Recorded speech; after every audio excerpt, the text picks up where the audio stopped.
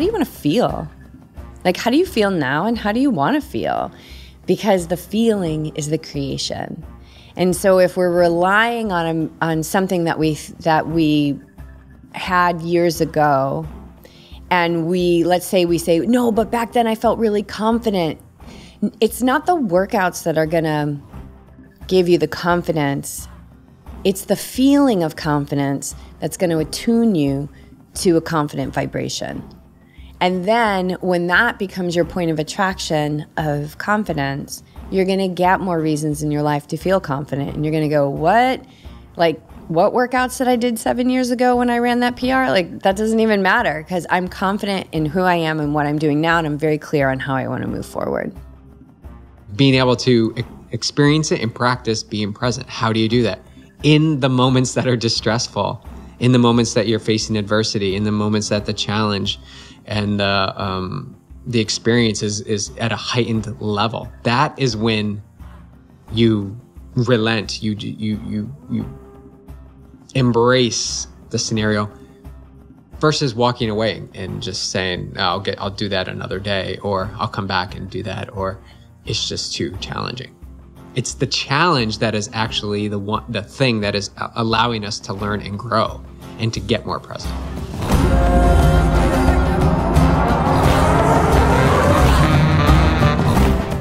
Welcome back to the show, you guys. I'm Jess. I'm here with Beej and Clark, of course. This is the O Show. It's February 2022. We got some good topics, I think. I'm feeling that they're really good topics, juicy topics, things that we're living in our training and also in our life, and themes that we see through the team of athletes that we work with, humans in general. So, we're more similar than we are different, you guys. Like, when we really get down to the essence of what we traverse in life, I think that's where we really see evidence of this interconnectedness, our human beingness, and perhaps something even beyond our human beingness. So, why are you laughing at me? What happened? Human being. I can't get human being out of my... Oh my gosh, yeah. My old web design client, human bean as in a bean. B-E-A-N, yeah. He sold t-shirts with the little bean on it was a human. I can't. They were really cute shirts. They were beans and they were human beings. Sorry. Oh. And you weren't a great communicator. I was you weren't a really good communicator back then. At all. And so don't pick up the phone, email me. That's the best way. And the thing is, like, the human being guy was super nice, but like you pushed him to the edge. And so, and then it was like the human beings were like, they were a source of major stress in our house. Dude, I was on this like smooth professional intro. Okay. Yeah. Oh man. All right. Welcome back to the show. We're gonna start the show. All right. Whew. All right. Let's start the show. Welcome to the show, Beej. It's good to be here again. I love these shows. I always get amped for these shows. I do too, and I don't know. I love where they go. We're getting some good feedback on them, and like swimming, biking, running, meditating, doing yoga, getting in the gap, working with our anger and frustration, working with our joy and love. Like, I hope we're sharing it openly and honestly here. Tuning into a Bruce Springsteen song last night to... Do you want to kick it off with this theme? It seems like you want to kick it off. No, we can kick it off with whatever we want, but it's just like... A lot of what we talk about is the things that we talk about. Like, we talk about things a lot in the car. There's not a lot of surface talk in our relationship. It's either deep or we're not talking at all. Or it's like, please don't talk to me. I need space. Silence.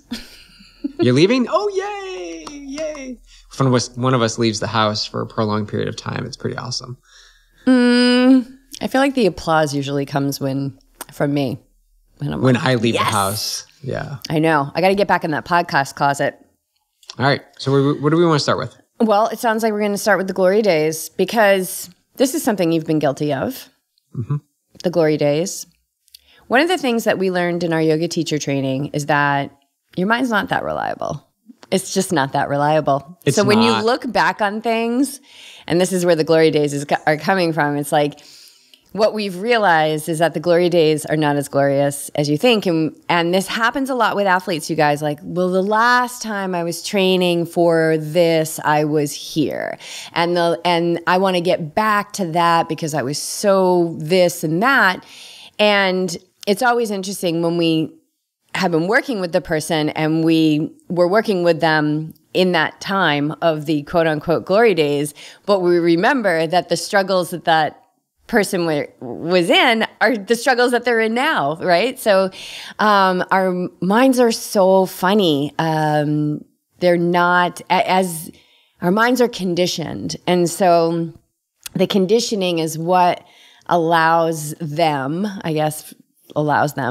to not be so reliable when we look back on things. The condition, yes. Yeah, I follow that. And when I say that you've been guilty of this too, when we first started dating a quarter of a century ago, you used to talk about how buff you were when you were in high school and you were landscaping and your legs were all super big and That was the key point right there. Yeah, that your legs were big. My legs used to be really big. And you're running and your legs weren't as big. And so I corroborated, is that a word? The stories that you were telling me with the friend that you used to spend a lot of time with back there. And he said that your glory days were not that glorious. Neither was his. Mike, your glory days were not that glorious either. I was right with you every step of the way. We were not cool. I kind of do this too.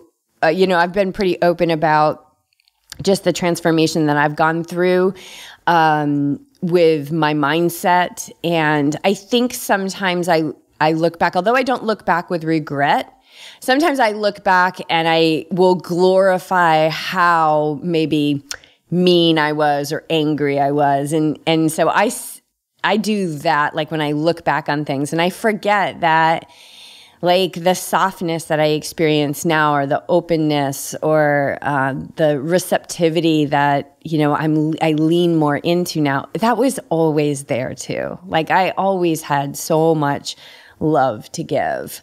But I also had a lot of anger. And I think that, maybe things like that get a little more attention or I don't know, but it's a lot more fun to talk about, how I was really good at manipulating people. I was really, really good at it. And but were you really that good? I kind of actually think I was. What do you think? I kind of think I was. Like I kind of always got everything I wanted. Transitioning when we were together. I think you were stepping into maybe this isn't such a good thing. Well, I remember in massage school, I got the award for most likely to manipulate the teacher. So that was like in my early 30s. That was not high school. That was not the award in high school. No. But anyway, sometimes I look back and we're not always seeing the whole picture. So, so my legs, I keep saying they were big. I was landscaping. I would wear my Spartan high school basketball practice jersey, and I would go landscape every day. And I thought that my legs were really big back then. But I've seen photos during that time, and you've had my friend Mike corroborate the story. They were not that much bigger than they are now. They're pretty much remain the same. So what is this belief that I have that at one time they were better than they are now? Right. And and we talk about this too. I mean, this could be a whole podcast too. It's like, you'll never know why. Like if I keep searching down, like, why did I have this thought? Why did I have this belief? I just need to know why first. And you don't need to know why. That's a fruitless journey. You're never going to know why or the absolute reason why things are changing all the time. But for some reason, I just had that belief that at that point in time, like my legs were bigger. So what is the essence of what that means? It means that our memories are really not that accurate, right? And that we can really convince ourselves of a belief and really cling to it. And that can become a story that is then shared with others, and then, if not corroborated, becomes the truth. So an untruth becomes the truth. And so now we're down this path of like, well, BJ used to have big legs when he was, landscaping years ago, when that's absolutely false. So I've created this whole thing.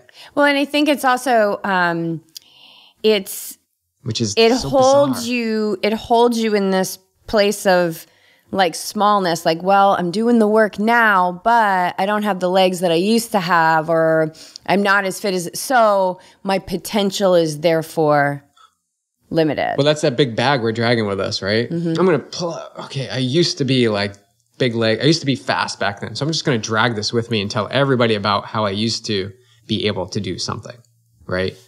I love that we're onto it. Like I love that we're having this discussion, first of all, but also just to be able to see and laugh at myself that I had this belief, and that I'm grateful for you to call me on it and my buddy Mike to corroborate it. I'm a truth seeker.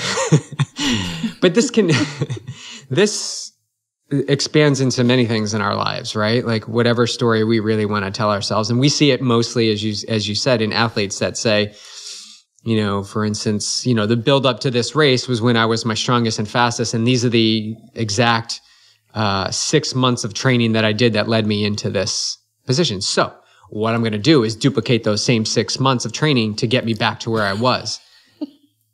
But we forget about all the other things. Like when you were doing that, you didn't have a baby and you weren't married and you didn't have a full-time job. You were in school. And you had this stressor in your life, and you lived in a colder climate and now you live in a warmer climate, whatever. So that the mind forgets all of those things and it's getting hyper-focused on just the data, right? If we're looking at the plan and saying like these 6 months, I need to do it exactly the same. And so I just don't believe that. I don't believe that that needs to be duplicated. I believe that those 6 months got you to that place. And guess what? That also got you to the place you are today. So who you are now. So to go back and repeat that, wouldn't you be repeating all the history up to this point and right back to where you started? I'm just saying hypothetically. So, and I've been guilty of it too. Like looking back at plans and saying this is the exact workouts I did leading into the race. But I know that we're constantly changing. We're constantly changing beings and everything around us is constantly changing. So if we're trying... We're just human beings. Just human beings. Oh boy. You know, I had a lot of web clients when we was in web design. This is a new topic. Web design. No, I'm thinking about all the things that we could go off in tangents of all the industries that I worked with that we had opportunities with.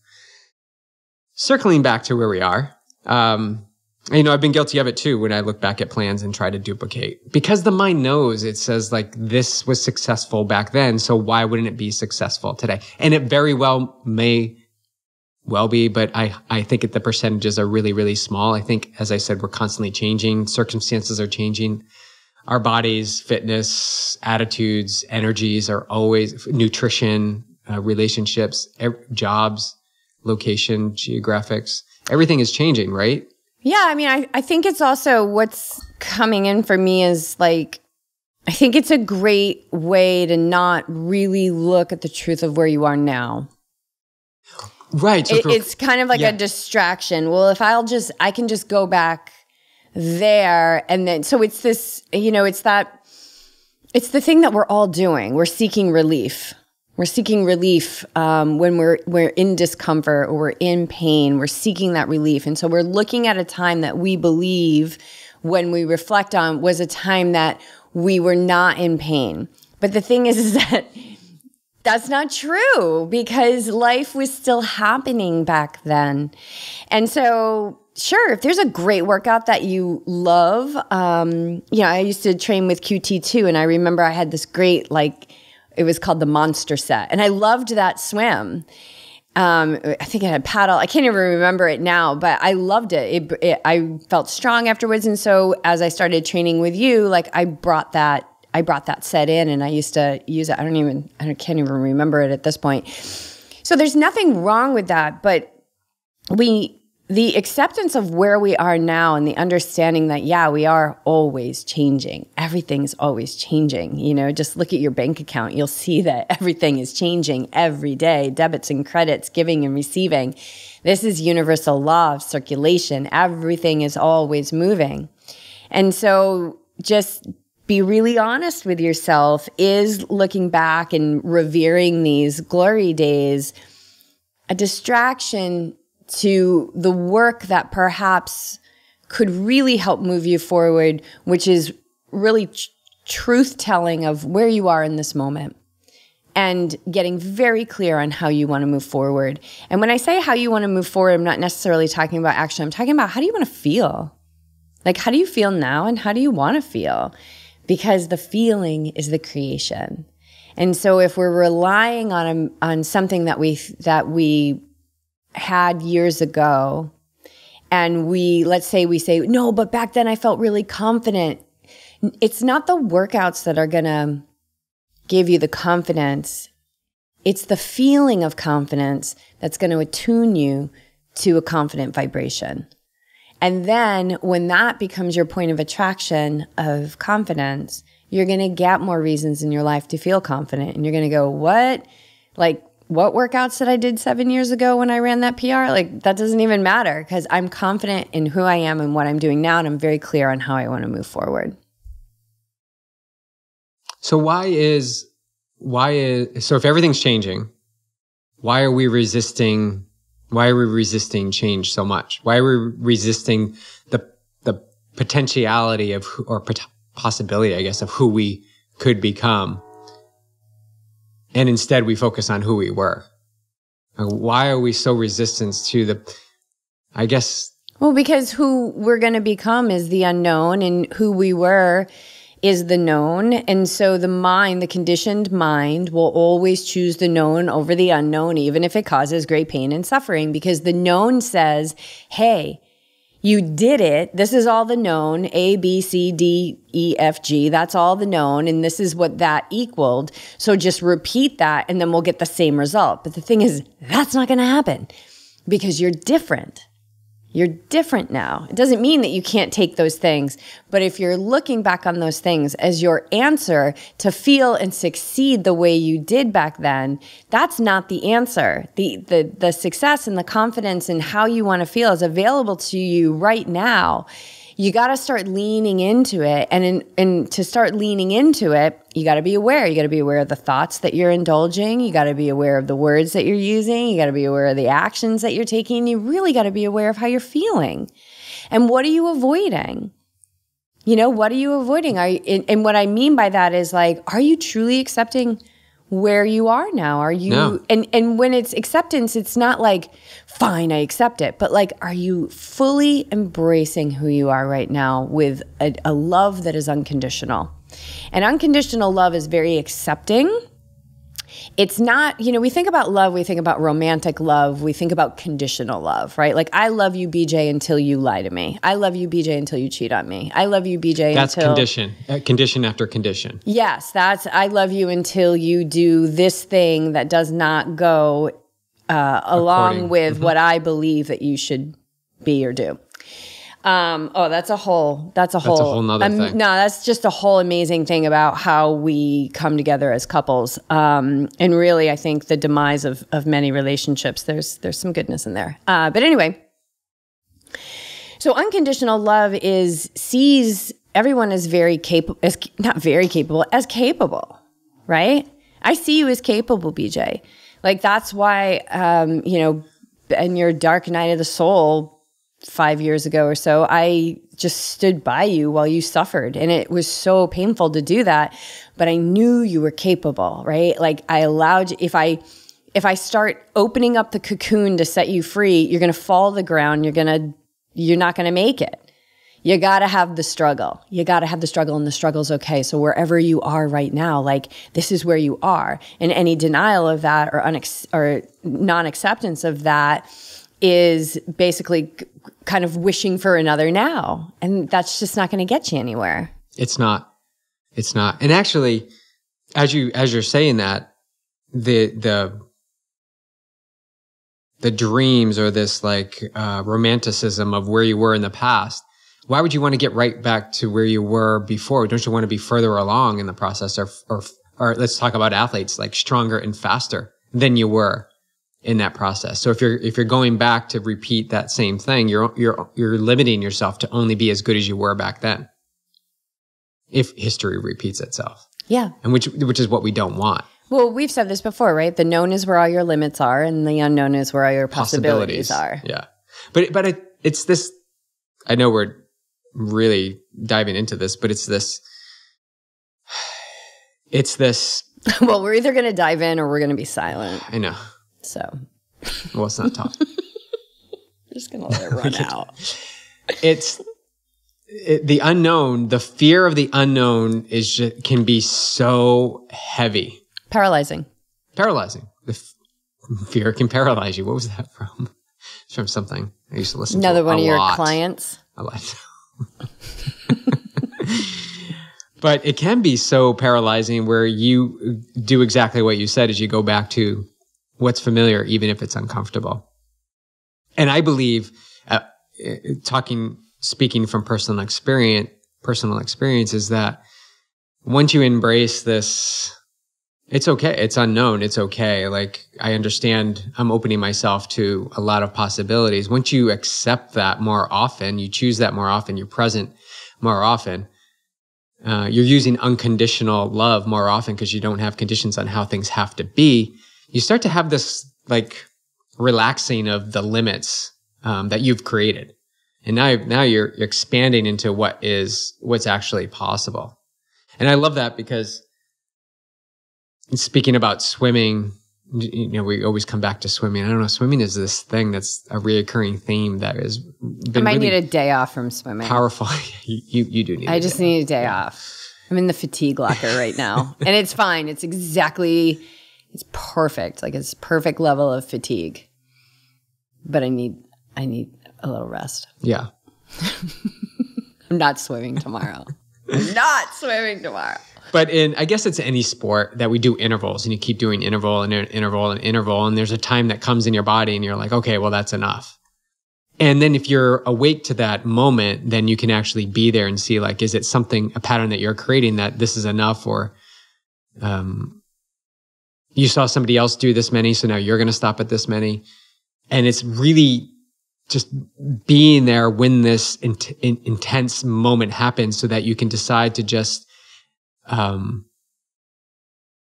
inch your way into the unknown, because you don't know what's past this moment. You're feeling discomfort, not pain. You're feeling discomfort, and you begin to just keep going and see how far you can push that limit. For me, that was yesterday, that second ride I did, where I was just feeling like I can do this. I know I can. Like, it's a mindset thing. I know I can do this. My legs, yeah, they're tired, but I can still turn over the pedals, and I'm going to turn over the pedals until I can't turn over the pedals any longer. And that never happens. It never happens. It really doesn't. So when you can, my point is, like, when you can rationalize with yourself, like, just push yourself to the point where it's very dummied down into what could happen. Like, just if you stop pedaling, you stop. But really, you're never going to stop pedaling, because it's really just it's not the body, it's the mind, if that makes sense. So I've kind of topsy-turvied this, and I know I'm taking it to a little bit of an extreme, but I've topsy-turvied it to be a point where I just want to see how far I can go. I'm okay with whatever happens, whatever that means. I'm okay with whatever happens. And that's taken me a long time to get to. And that's my relationship with it right now. But it sort of gives me a sense of ease and comfort. It's actually comfortable to just say, I'm handing myself over to this session. I'm just going to keep going until I can't go anymore. Well, you have, I don't know if you've healed or cultivated. Let's go cultivated a relationship with failure, because that's essentially what you're risking. You're risking failure. Yep. Right.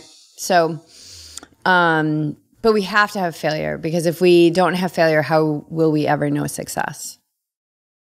Contrast. Yeah. Contrast. I think this is actually a really good segue into the next thing we want to talk about, which is Bill, who is on Team Yogi Triathlete. He's been with us for, a few years now. Yeah, years now, Bill. And we're finally going to be able to meet him in Mendocino in April. So I'm so excited for that. And just for the record, nobody needs to ask if I'm hugging, because I never stopped. So watch out, Bill.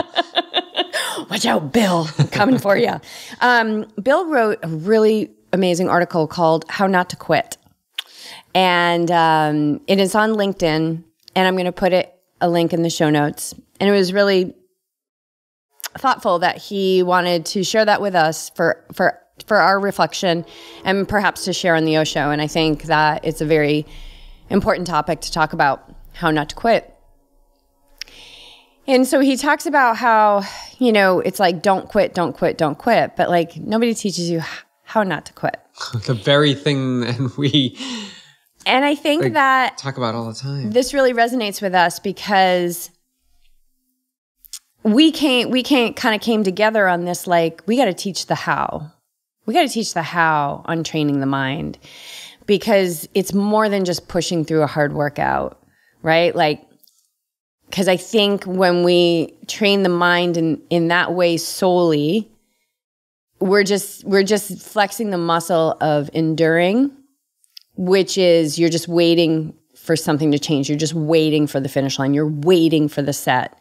And there's a lack of embracing the present moment when you're enduring. Now, there's a time to endure, for sure. So that is not something that I'm negating. That's a really important piece. We're going to go race a 30-mile race or 50-mile race or 140-mile race. Like, there's going to be moments where you're enduring. There's going to be, you're in a human body that is hardwired for safety and comfort. There's going to be a time where you're like, oh my God, where's the finish line? And the better you are at, having that endurance as a backup, the less likely you are to quit. And I say backup because there's something much more powerful that I think can be in the forefront, which Bill talks about in this article, which is your ability to be present. And so he reflects on he tells a great story about a swim run event that his friend organized, and he lives down in Florida where they're, swimming in the ocean, and then they're going to go to an island, they're going to run across the island, they're going to get into another channel, they're going to swim, they're going to run across. It sounds amazing. And something that happens, and I don't want to give it away. I want you guys to go and read the article. It's really good. And basically the moment where the doubt creeps in and, he's just not in his rhythm anymore. And it's like, quitting is on the table, right? Not that he wanted to quit, but in the mind, it's like, at mile 18 of the marathon and an Ironman that if you stop, the pain's going to go away. If you quit, that physical pain is going to end. Physical pain. Yeah, physical pain. So Bill does something that I have done my whole life, which I have found so effective when I'm trying to either make a decision or in a situation like this, where the mind is screaming like, stop, oh my God, I can't take anymore, is how am I going to feel on the other side? How am I going to feel when I'm at the finish line in my street clothes and all my friends are crossing the finish line? How am I going to feel? What is that going to be painless? Is that, and does that type of pain override the physical pain that drove me to quit? I think about how I'm going to be on the other end of the decision. And that's something I've done since I was a kid. And it works really well for me. But the piece of the not quitting, which is presence, presence it's timeless. It's not past or future. It's right now. It can't be measured. And it's the only place where the ego cannot exist. Because the ego it's our uniqueness. It's the part of us that keeps me separate from you, or that I believe that I'm separate from the guy that lives down the street that I've never even met. Like, oh, that's my neighbor. It denies our interconnectedness. It's really important because it's our individuality. It makes me, and makes you, and it makes us, the podcasters, and the people who are listening, the listeners. Because without those roles, this isn't going to work. We need listeners and we need the hosts. We need that. We need the interviewer and the interviewee. But it bases everything on time, past, or future. So in the present moment, We're free of that. And it's also our small self, our lower self. The ego is. The ego is, yeah. And, but presence is like everything in mental training. We gotta practice it all the time because it requires a one-pointed focus where you can fully be in the experience of now, independent of the commentary of the mind. Think about that, right? So you're in pure experience, independent of the commentary. Notice I say that the commentary doesn't have to stop because it's not going to stop. It's still going to be screaming. But if all your focus is in the experience, you're not even going to be able to hear it. And this is something you need to practice like every day, and not just on your meditation cushion, throughout the day, being in experience and presence. I've made this quote so many times, has been identified as, the essence of the psychology of peak performance in sport. So I would think that would be of particular interest for athletes to learn how to strengthen their ability to be and to remain present, especially in the face of an experience where quitting's on the table. What are your thoughts? I think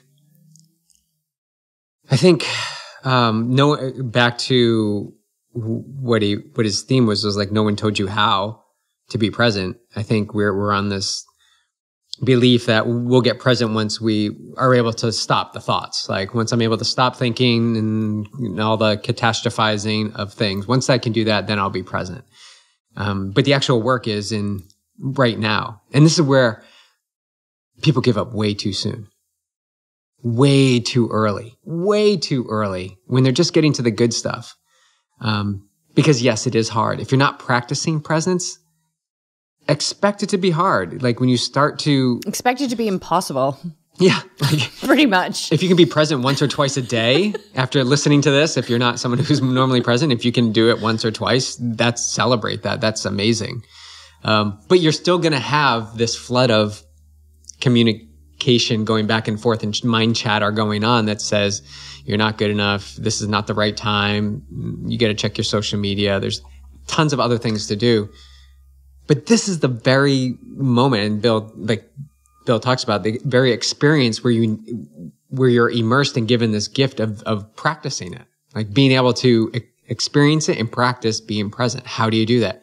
In the moments that are distressful, in the moments that you're facing adversity, in the moments that the challenge and the experience is at a heightened level. That is when you relent, you embrace the scenario versus walking away and just saying, I'll do that another day, or I'll come back and do that, or it's just too challenging. It's the challenge that is actually the thing that is allowing us to learn and grow and to get more present. So for me, that's what I take away from it. Like, you're never going to stop this stuff. I have stuff all the time that's in my head. I guess I'm the only one. That is constantly trying to shift and move my direction into other ways. But I choose to shift my awareness away from all that stuff to something that's happening now. Well, and that's it right there. That's the mental training. Those are the reps right there. Is when you find yourself focusing. So for most people, thoughts and focus, let's say focus and awareness are interchangeable, okay? Yeah, thoughts and focus are glued together. Stuck together. Yeah, their whole life. Like awareness and thoughts. Their whole life, the majority of their life, their awareness is on their thought life. Now there are moments. A baby is born. Somebody leaves the earth. Something really startling happens, either positive or negative. Those will shock you into presence. A puppy, those will shock you into presence. And, but for most people, the identification with the mind is primary for their whole life. right? This is where we get decision fatigue. This literally will make you crazy. So the mental training is pulling the awareness away from the thought life and onto something else. In this case, we're talking about pure experience. So that's the training right there. It's going to go back to the thoughts because that's what we've practiced. Bring it back to something else. Breath, mantra, the physical experience, the feeling you're having, whatever it may be. So anything besides the thoughts. Anything besides the commentary. And it's going to go back and you're going to pull it again. And it's going to go back and you're going to pull it again. And these are the reps every day. This is the training. So when somebody says, I can't meditate because my mind's too busy, it's like, you're not even doing the training because the training is, oh, it's on the thoughts again. Okay, I'm going to put it on the breath. Oh, it's on the thoughts again. Okay, I'm going to put it on the breath.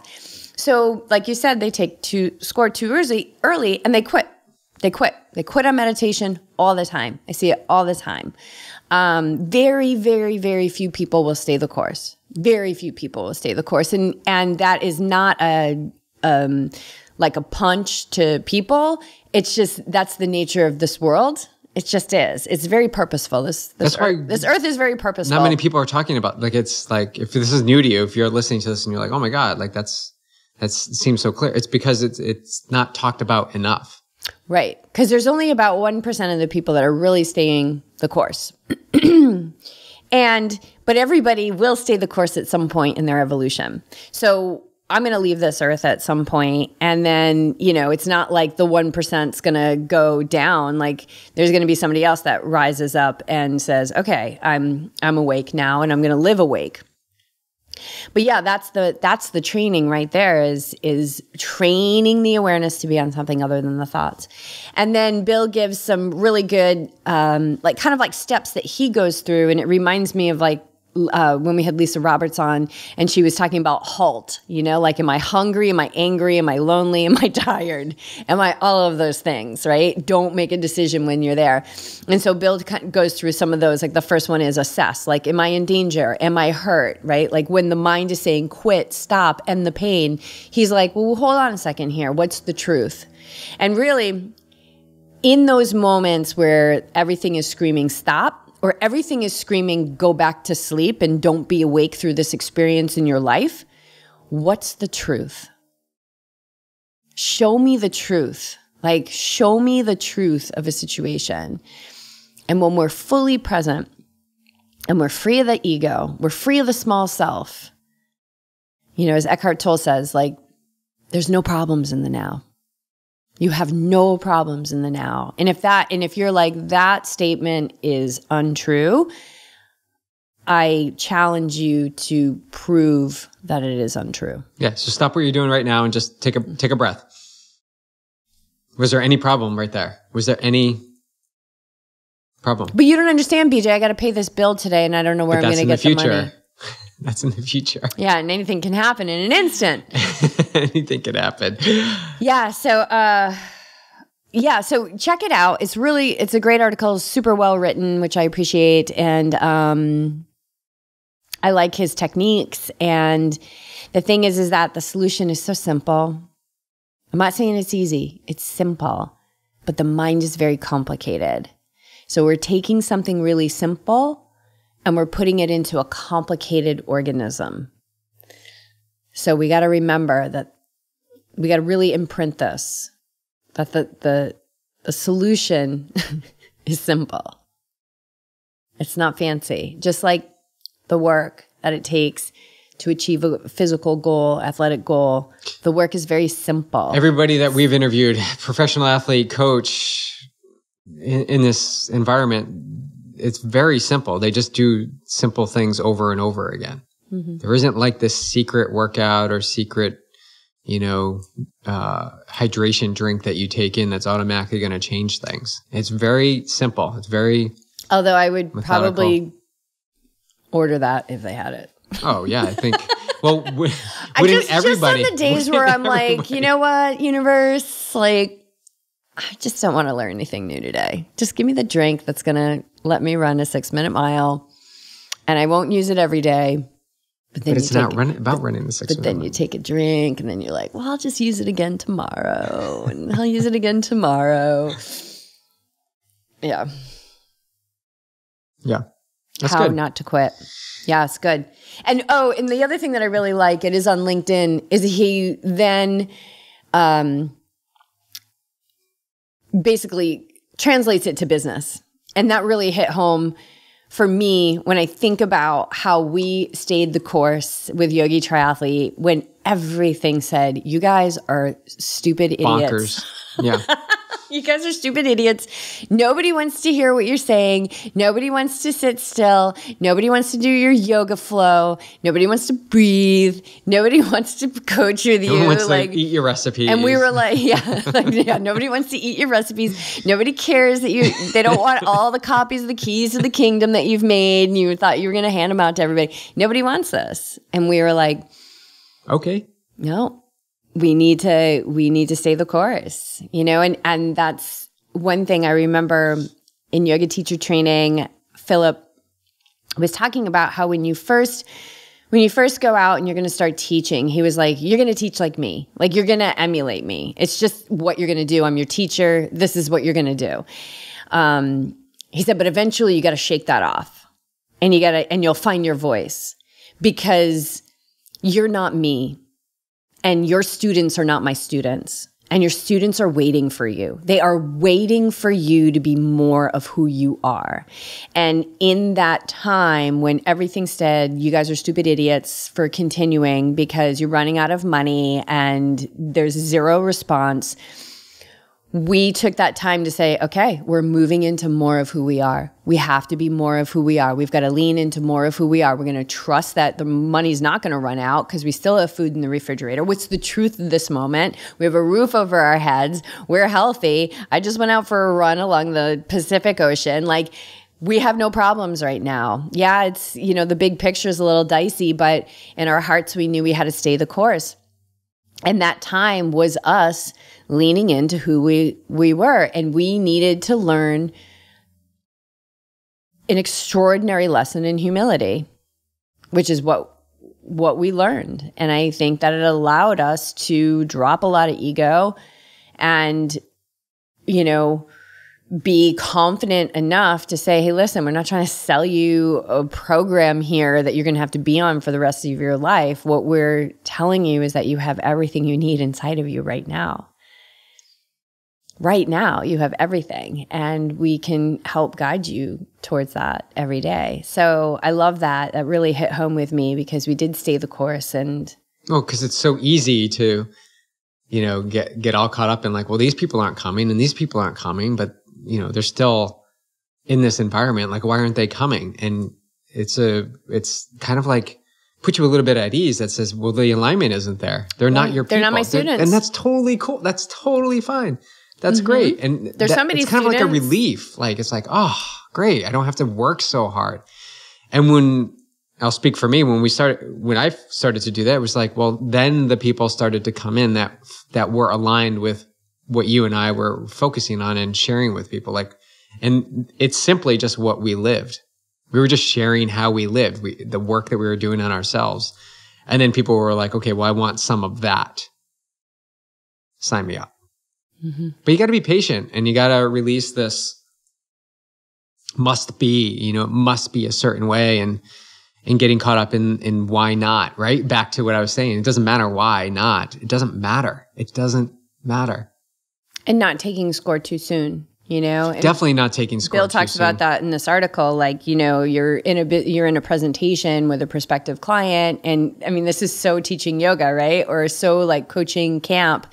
And you're looking across the table and they're just like, it's like dead stare, or they're frowning, and like, don't give up on your hard work. Don't give up on your presentation. Follow up after the meeting. Like, anything can happen. Anything can happen. And the things that you think you have in the bag. And we've seen this so many times, like athletes email us and they're like, I'm ready. Like, I'm all in. I'm going to join the team. And if you cling too much to that, like, or you go, oh my God, this is great. I can't wait. And how many times they haven't come, right? And then, but if you cling too much, then you're like, well, what did I do wrong? And so like, anything can happen. The things that you think you have in the bag, you don't necessarily have in the bag, right? Like, and the things that you don't think you have in the bag, like, You just wait. You could be pleasantly surprised at the outcome. So stay present, like stay in the present moment and do the work. Let your yes be yes. Like you sign up for the event. My God, please train for the event and show up for the event. Please train for the event. You sign up for the event, train for the event, show up for the event. Like let your yes be yes. Because you've got some basic laws of science here that say cause and effect. And if we're giving up on things, we're not showing up for the work, we're not doing what we say we're going to do, those boomerangs are going to come back, and it's going to get easier and easier and easier for us to quit and not show up. And that's going to lead to misery. Eventually you'll wake up, but you can do it with a lot less misery. Yeah, and sooner. Much quicker. Yeah. Yeah. All right. I want to switch topics here. Final topic. I want to talk about, this is kind of cool. I like how this has manifested. We have I don't even know, 13 or something athletes that are now running the Mendocino ultramarathon. And a lot of those are also triathletes that are training for 70.3 Oceanside, 70.3 Texas. Ironman St. George. So here we are, and so Mendo is in April, and now here you are. I feel like I'm partially responsible for this. Here you are. I've now become back into becoming I'm a triathlete, training like a triathlete now, but also training for Mendo. So how are you titrating this load of work? And you're one of the athletes. You're doing Oceanside, you're doing Mendo, and then you're doing Ironman St. George. Yeah, in a matter of a month. How is it possible? A little over a month. That we can be successful at this? Well, first off, it's the consistency. You got to be consistently building and trusting that everything you're doing is moving you closer to that goal. And looking at you guys in the poll today was really cool. All 5 of us were doing some races coming up, some triathlons, but we're all doing Mendocino. So we had 5 triathletes all training for an ultramarathon. All doing 4K in the pool today, 4,000 yards. I love it. There was a little bit of a group text, and we didn't even get a picture or whatever. And Laura said that she blacked out. She's like, I don't know. I blacked out at the end. Yeah, she was like, what just happened? Or was that Daniel was like, what just happened? It was definitely a what just happened swim. It was a hefty load. It was good. It was good. It was a good load to put on our bodies. So to your question, okay, so you want to merge the sports of ultra running and triathlon. And we talked to Lisa Roberts about this too, because she's doing it. She's going from triathlon to ultra running. But I think, and this is what I come up a lot against is people who have done, ultras before. They're like, well, I was running this huge volume. I was getting a ton of, big hours in and big miles in on my legs.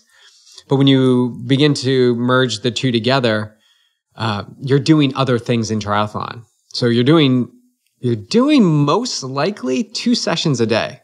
Most likely. Definitely 1 every day. Most often 2 sessions a day.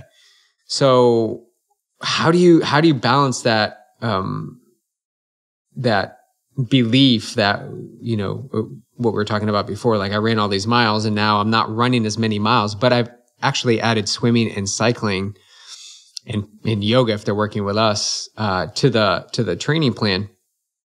Well, I think it's a beautiful thing. I think it's a healthy thing. I think it's allowing the body to stay healthy and do cross training and to build fitness and speed in other ways than just the hard pounding of your legs on the trails and roads. So I think I was explaining to you, maybe if you ran, 6 or 7 days before and the weekends were 5 and 6 hour back-to-back runs, now you've got to incorporate cycling and swimming into the program. Swimming, beautiful, beautiful place to add recovery. Also a beautiful place to add intensity and get that upper aerobic or anaerobic system charged. Low impact on the body. You really can become like a diesel engine when you begin to really add lots of swimming to your program. I love it too because of, flexibility of the ankles when you use fins, the compression of the water. It's great for recovery. And then cycling, like really good place to build strength. Hills or big gear work and not the pounding that running is going to put on the legs. So if you can get in some elevation rides on the bike, great opportunity to stay healthy, right? Not get as many niggles as you may have gotten when you boosted up your running volume too quickly. And then add the runs, add a 2 or 3 hour run, maybe a 4 hour run, and do plenty of walking. And get on the trails, because nothing's going to replace that, pounding. You got to pound. You definitely got to get on the trails. You got to do the ups, you got to do the downs, and tax your legs. But the supplemental stuff that you're getting from the cycling and swimming is probably where a regular ultra runner would just be putting in easy days out there on the road or trails. Yeah, I mean, my weekly mileage right now for running is about 30 miles, and then I'm walking probably an additional 10 miles last week, so about 40 miles. But in the past, my running mileage had been more like 50s, and when I was not training for triathlon too.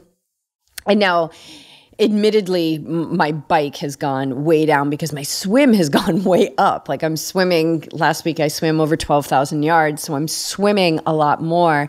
But like today, I think was the perfect example. So I'm definitely in the fatigue locker right now. Like my body is fatigued. I'm carrying a big workload right now. Thank God for presence. Or I was saying that today as we were soaking in the hot tub.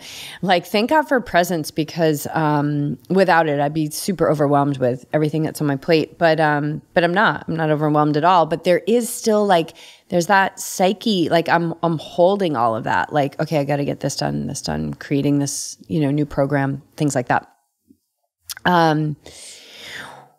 And so last night I went out for a run, and it was my 100% my mind. What? That was probably not the worst. It's probably the most challenged I've seen you in wanting to get out the door. Fatigued. Which isn't rarely if it ever happens. I was my physical body, not me, my physical body, this house that I live in, was so fatigued last night. And I went out and ran, and it was so funny because I don't know if anybody can relate to this, but I started running and I was almost pissed because I felt fine. I was tired, but there's nothing in my body that hurts. And then this morning did a treadmill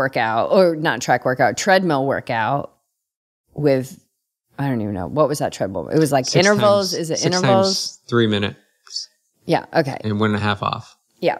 And so I did that. And then I crank up the elevation on the treadmill after the run. And then I walk going at an incline.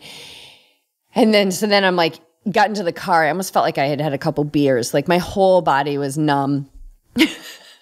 That's the only way I can describe it. And then I got in the pool for a 4K set. But how amazing to, this is the word I used in the car, to safely dig myself deeper into this hole of fatigue with this 4K swim. That was amazing. So I wasn't pounding the body, but I'm still putting on a load on the body. And then I'm going to recover tomorrow. And I know I'm going to bounce pretty quick. First thing is, you didn't know you were getting 4K today in the pool, right? You had no idea. You knew you were getting in the pool, but you really didn't know how much or what the set was or anything. No, because past experience says we swim until 12. Yeah, but we swam past that. Yeah. Well, we entered the pool at 10:40, 10:45, so it was late. Remind me to never choose lanes that you don't get booted out of because Masters comes in at right. noon. I was like, we are so screwed because it's noon and he's not stopping and we're not getting booted from Laura the took lanes. her cap off and you were like... I know, I was like, let's take a tubby. I'm like, no, we're not done yet. You can be done, but we're not done yet. The other thing was, this is what I love about our relationship as coach, athlete, and husband, wife, and partners and soulmates, is that I know all this chatter that you had yesterday about being fatigued, and I'm there. I know we were on the. I can see that we were we're coming on to this break so that you can absorb the fitness. But I knew last night's workout and today's workouts were important because it was pushing. I know your personality. I know this is just chatter. And I know when you get to the other side of this, you're going to be extremely grateful that you did keep going, through that. And it's just right. It was just the mind chatter. It was just temporary. Yeah, you were healthy, but you just didn't feel like maybe doing it at that time, especially at night. But you did it. And I knew that if you got to this point, this is where now you're going to get even a bigger bang. Totally. And fitness. I'm all for the big bang. Like I have no plans of going to Mendocino. And like my plan at Mendocino is to have a personal best. You know, I broke 7 hours last year and now I want to break that time. Like I want to I love to race. I love to be competitive. And so you better believe that's always in my mind. Like last night, I'm like, this is the difference. This is what makes the difference. This 3-mile run, which included 6 hill repeats, by the way, up a long hill in the lagoon. But I felt fine. I felt actually really good. It was only 3 miles, but I was like that. And within that 3 miles were these, 6 hill repeats. But I was like, this is where the difference is made. This is it. This is your Mendo PR right here, right here. This is merging your yes with action. So this is merging belief and desire. Belief and desire. Your belief is that you're going to have a PR. And your desire was tested last night. Do I go out for this one? Go out for the run.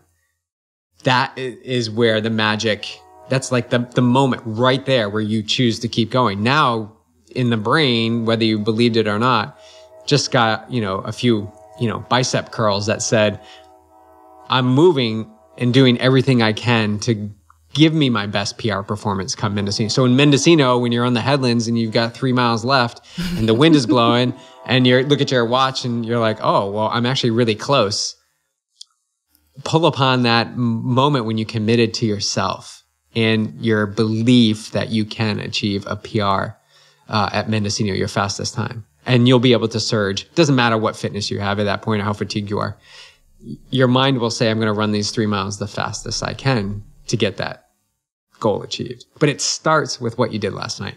Oh, well, it started huge. a long time ago, but yeah, like last night and then backing it up this morning with that workout, getting up at 5, getting my meditation practice in, hitting the treadmill and not half-assing it, but like full on doing it, and then showing up in the pool and thought we were going for a tubby, and then I realized that we still had I don't even know, another, it was more. It was I had you did 8:25s. We did 16. Oh, that's because you're faster.